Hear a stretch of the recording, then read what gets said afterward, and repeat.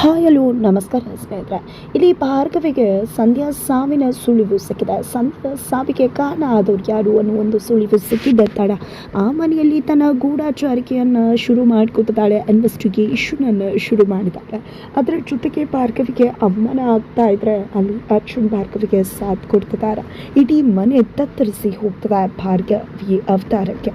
ಹಾಗಿದ್ರೆ ಏನಾಯ್ತು ಏನು ಕಥೆ ತಿಳ್ಕೋಬೇಕು ಅಂದರೆ ಈಗಲೇ ನಮ್ಮ ಈ ಚಾನಲ್ನ ಸಬ್ಸ್ಕ್ರೈಬ್ ಮಾಡಿ, ಹಾಗೆ ಒಂದು ವಿಡಿಯೋವನ್ನು ಪೂರ್ತಿಯಾಗಿ ನೋಡುವುದನ್ನು ಯಾವುದೇ ಕಾರಣಕ್ಕೂ ಕೂಡ ಮರಿಬೇಡಿ. ಇಲ್ಲಿ ನಿಜವಾಗ್ಲೂ ಭಾರ್ಗವಿ ರೀತು ಬಗ್ಗೆ ತುಂಬ ತಲೆ ಕೆಡಿಸ್ಕೊಂಡಿದ್ದಾರೆ. ಯಾಕಂದರೆ ರುದ್ರ ಮತ್ತು ಜಯಂತ್ ಅವರು ರೀತು ಮದುವೆ ವಿಷಯವಾಗಿ ಎಷ್ಟು ತಲೆ ಕೆಡಿಸ್ಕೊಂಡಿದ್ದಾರೆ ತುಂಬ ಚೆನ್ನಾಗಿ ಗೊತ್ತದೆ. ಅದೇ ಕಾರಣಕ್ಕೆ ನಿಜವಾಗ್ಲೂ ಕೂಡ ಇಲ್ಲಿ ಭಾರ್ಗವಿ ರೀತು ಹತ್ರ ಮಾತಾಡಬೇಕು ಅಂತ ಹೇಳಿ ನಿರ್ಧಾರ ಮಾಡಿಕೊಂಡಿದ್ದಾರೆ. ಇಲ್ಲಿ ರೀತು ವಿಕ್ಕಿನ ಮದುವೆ ಹಾಕೋದು ಮನೇಲಿ ಯಾರಿಗೂ ಕೂಡ ಇಷ್ಟ ಇಲ್ಲ. ಅದರ ಜೊತೆಗೆ ವಿಕ್ಕಿ ತುಂಬ ಕೆಟ್ಟವನು ಅನ್ನೋದು ಭಾರ್ಗವಿಗೂ ಗೊತ್ತಿದೆ, ತಂದೆ ತಾಯಿಗೂ ಕೂಡ ಗೊತ್ತಿದೆ.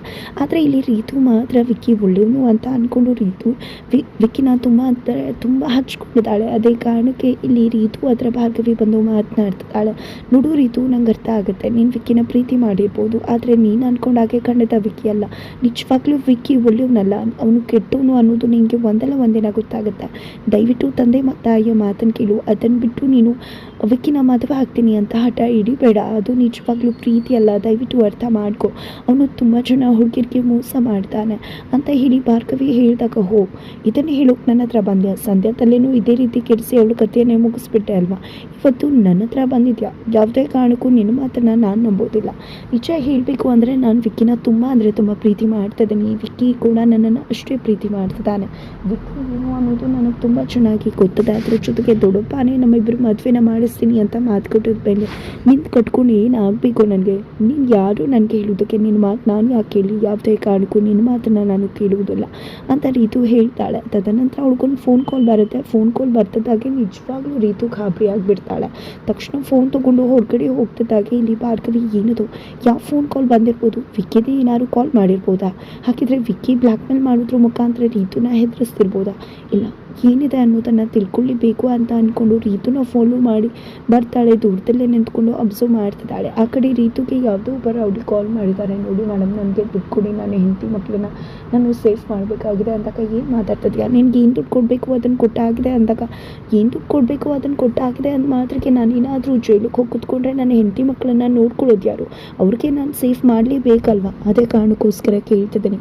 ನೋಡಿ, ನಾನು ಕೇಳೋ ದುಡ್ಡನ್ನು ನೀವು ಕೊಟ್ಟರೆ ಸರಿ ಅಂದಾಗ, ಆಲ್ರೆಡಿ 7 ಬಾರಿ ನೀನು ಕೇಳಿದಕ್ಕಿಂತ ಜಾಸ್ತಿ ದುಡ್ಡು ಕೊಟ್ಟಾಗಿದೆ. ಅಂಥದ್ರಲ್ಲಿ ಮತ್ತೆ ನೀನು ದುಡ್ಡು ಕೇಳಿದ್ರೆ ಹೇಗೆ? ನಾನು ನಿನ್ನ ಗಿಡ ನೆಟ್ಟಿದ್ದನ್ನು ಹಾಗೆ ಹೀಗೆ ಅಂತ ರೀತು ಹೇಳಿದಾಗ, ನೀವು ಏನು ಮಾಡ್ತಿರೋ ಗೊತ್ತಿಲ್ಲ, ನನಗಂತೂ ಜೈಲಿಗೆ ಹೋಗಿ ಕೂತ್ಕೊಳ್ಳೋದೇನೋ ಹೊಸ್ತಲ್ಲ. ಖಂಡಿತ ಹೋಗಿ ಕೂತ್ಕೊಂಡ್ರೆ ನಿಜವಾಗ್ಲೂ ಸತ್ಯ ಬಾಯಿ ಬಿಡಿಸ್ತಾರೆ. ಸತ್ಯ ಬಾಯಿ ಬಿಟ್ಟಾಗ ಏನಾಗುತ್ತೆ ಅನ್ನೋದು ನಿಮಗೆ ಗೊತ್ತದೆ ಅಲ್ವಾ? ಯಾವ ಸತ್ಯ ಆಚೆ ಬರುತ್ತೆ ಅಂತ. ಇದೇನು ಅಂತಂಥ ಕೇಸ್ ಅಂತ ಅಂದ್ಕೊಂಡಿದ್ರೆ ಸಾಯಿಸಿರೋ ಕೇಸು ಅಂತ ಹೇಳಿ ಹೇಳ್ತಿದ್ದಾಗೆ ಇಲ್ಲಿ ರೀತು ಗಾಬರಿ ಆಗಿಬಿಡ್ತಾಳೆ.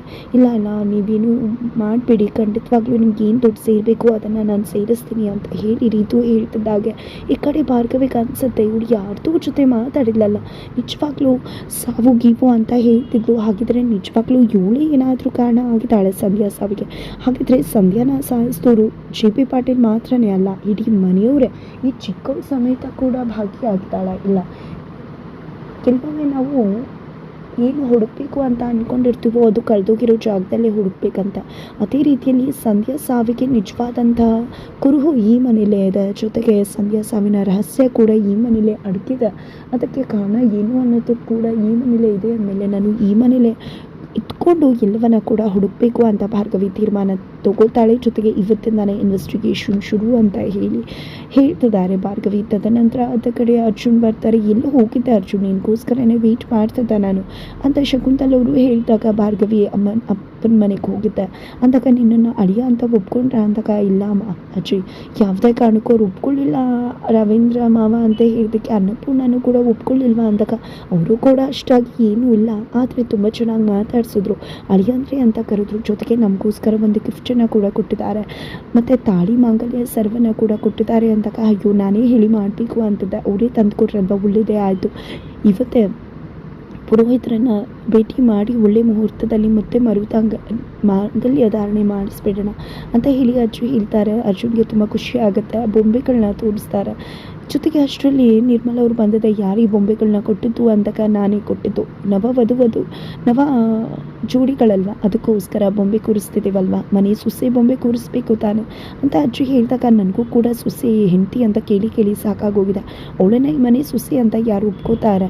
ಯಾವುದೇ ಕಾರಣಕ್ಕೂ ಯಾವ ಬೊಂಬೆಗಳನ್ನು ಕೂಡ ನಾನು ಕೂರಿಸೋದಿಲ್ಲ ಅಂದಾಗ ನೀನು ಕೂರಿಸ್ಬೇಡ, ಮನೆಗೆ ಸೊಸೆ ಬಂದಿದ್ದಾಳಲ್ವ ಅವಳು ಕೂರಿಸ್ತಾಳೆ ಅಂದಾಗ ಏನು ಹೇಳಬೇಕು ನಿಮಗೆ, ಯಾಕೆ ಈ ರೀತಿ ನಡ್ಕೋತಿದ್ರ ಅಂದಾಗ ಯಾಕೆ ನಿನ್ನ ನಡುವೆ ಕೂಡ ಜಿಪಿ ನಡುವೆ ನಾನು ಇದೇ ರೀತಿ ಬಂದಿದ್ನ, ಸುಮ್ಮನೆ ನಿನ್ನ ಪಾಡಿಗೆ ನೀನು ಇರೋಕ್ಕಾಗೋದಿಲ್ವಾ ಅಂತ ಶಕುಂತಲ್ ಅವರು ಹೇಳಿದಕ್ಕೆ ಸರಿ ಆಯಿತು ಬಿಡಿ, ಏನು ಬೇಕಿದ್ರೂ ಮಾಡ್ಕೊಡಿ ಅಂತ ನಿರ್ಮಲ್ ಅವರು ಹೊರಟ್ಬಿಡ್ತಾರೆ. ನಂತರ ಇಲ್ಲಿ ಅರ್ಜುನ ಭಾರ್ಗವಿ ಬಗ್ಗೆನೇ ಯೋಚನೆ ಮಾಡ್ತಾ ಕೂತಿರ್ಬೇಕಿದ್ರೆ ಅಲ್ಲಿಗೆ ಬೃಂದಾ ಬರ್ತಾಳೆ. ಏನು ಅರ್ಜುನ್, ಯಾವಾಗಲೂ ಹೊಸದಾಗಿ ಮದುವೆ ಆಗಿದ್ರು ಈ ರೀತಿ ಸಪ್ಪೆಗೆ ಇರ್ತೀಯಲ್ಲ, ಏನೇ ಆಗಿದೆ ನನಗೆ ಅಂತ ಕೇಳ್ತಿದ್ರೆ ಇನ್ನೇನು ಅದಕ್ಕೆ ಇನ್ನೇನು ಮಾಡಬೇಕು, ನಾನು ನಿಜವಾಗ್ಲೂ ಭಾರ್ಗವಿ ಅವರು ಈ ಮನೇಲಿ ಚೆನ್ನಾಗಿರ್ತಾರೆ ಅಂತ ಅಂದ್ಕೊಂಡು ಬಂದೆ. ಆದರೆ ನಿಜವಾಗ್ಲೂ ಭಾರ್ಗವಿ ಅವ್ರನ್ನ ಯಾರೂ ಕೂಡ ಒಪ್ಕೋತಿಲ್ಲ.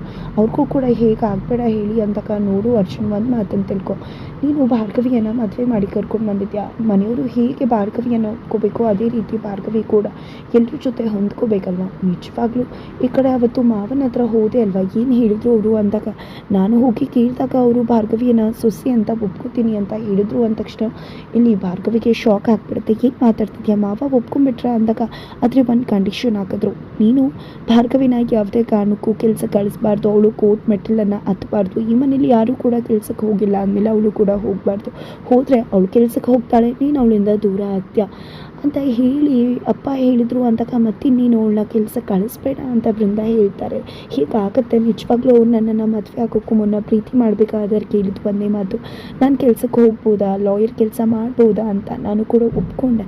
ನಿಜ ಹೇಳಬೇಕು ಅಂದರೆ ಅವ್ರಿಗೆ ಲಾಯರು ಜಸ್ಟ್ ವೃತ್ತಿ ಮಾತ್ರ ಅಲ್ಲ, ಅದು ಅವರ ಕನಸು.